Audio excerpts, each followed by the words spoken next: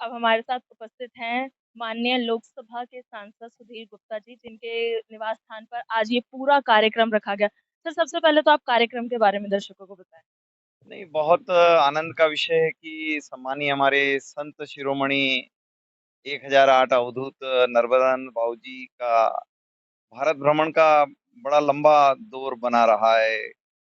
ज्योतिर्लिंगों की यात्रा, नर्मदा की परिक्रमा और अभी अद्भुत है कि शंकराचार्य पहाड़ी श्रीनगर से और एक संदेश लेकर उन्होंने पद यात्रा का क्रम बनाया है। 75 दिन की ये पद यात्रा है और यह इसका समापन भगवान राम की जन्मभूमि पर अयोध्या में इसका समापन होगा 15 जनवरी को।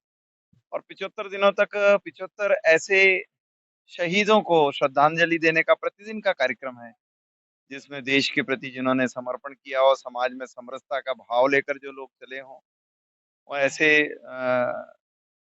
दिव्य आत्माओं को श्रद्धा सुमन अर्पित करने के अलावा पर्यावरण संरक्षण, नदी संरक्षण ऐसे अभियानों को भी नर्मदानंद जी ने जोड़ा है।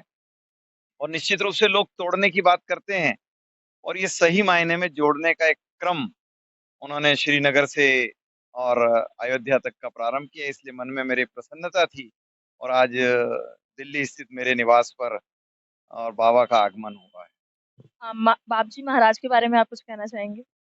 नहीं, देखिए, दिव्य आत्मा है और सनातन संस्कृति की जो हमारी अनादिकाल से चलने वाली परंपरा है, जिसमें पूरे पृथ्वी को एक परिवार मानने का हमारा अपना जो मन है, सबके साथ समरस होने की जो हमारी कल्पना है, उसको हम नर्मदानंद बाबू जी के श्रीमुख से सुनते हैं।